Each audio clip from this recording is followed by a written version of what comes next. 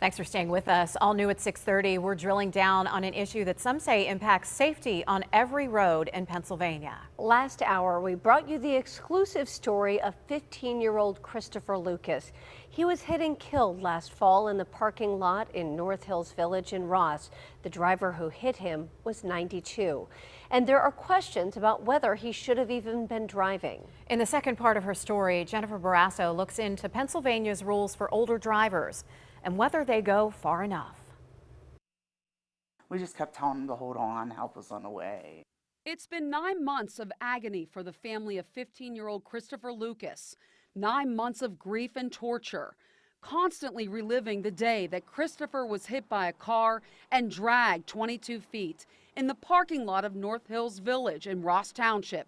And it's only now that his family is ready to share publicly the heartbreaking moments of watching him die. There was never a noise from him. So I hope that means that he didn't suffer. I couldn't believe it. It was just so traumatic. It's just not fair.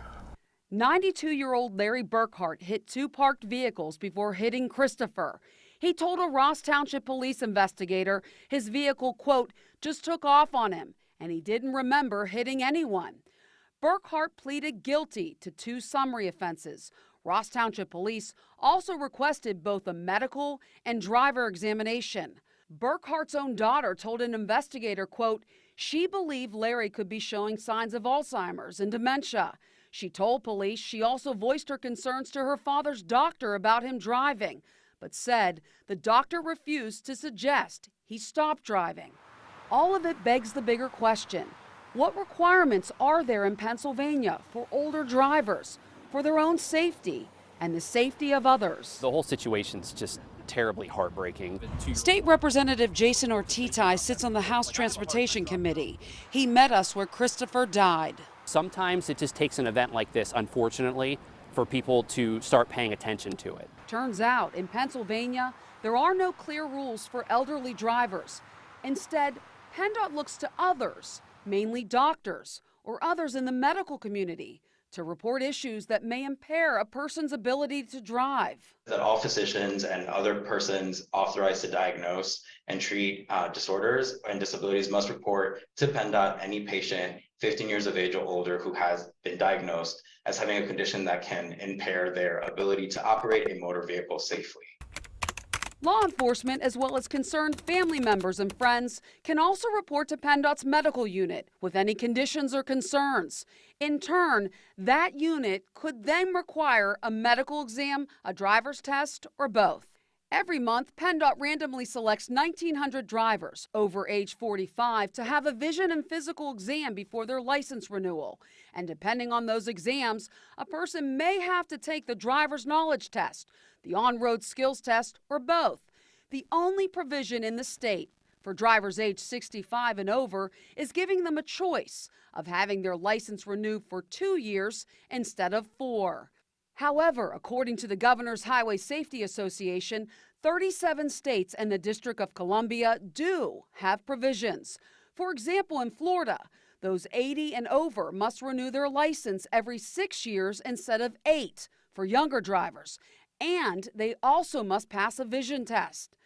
California requires drivers 70 and older to renew their license in person unless otherwise instructed by its Department of Motor Vehicles. It also requires knowledge and vision tests. And finally, in Illinois, drivers 75 and over are required to take a road test for their renewal. For drivers between the ages of 81 and 86, license renewals drop from every 4 years to every 2 years.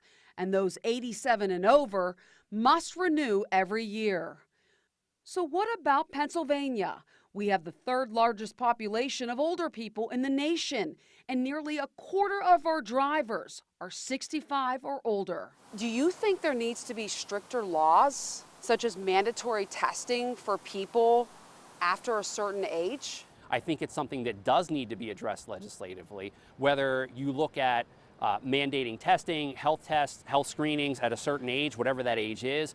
I think that's something that we could have some hearings on. We could bring in experts. We could really get to maybe pinpoint what that age should be and what those health conditions should be. Is there anything that Pennsylvania does to pursue doctors who may ignore signs? Legally, yes, but I've yet to see an example of them actually go after a doctor.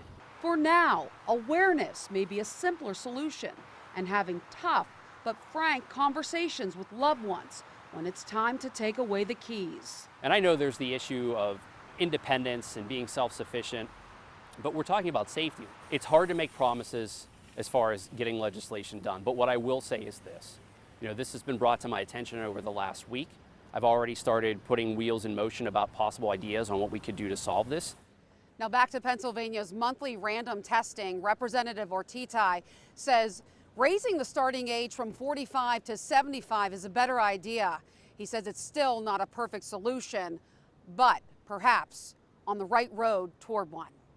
In Ross Township, Jennifer Borrasso, KDKA-TV News.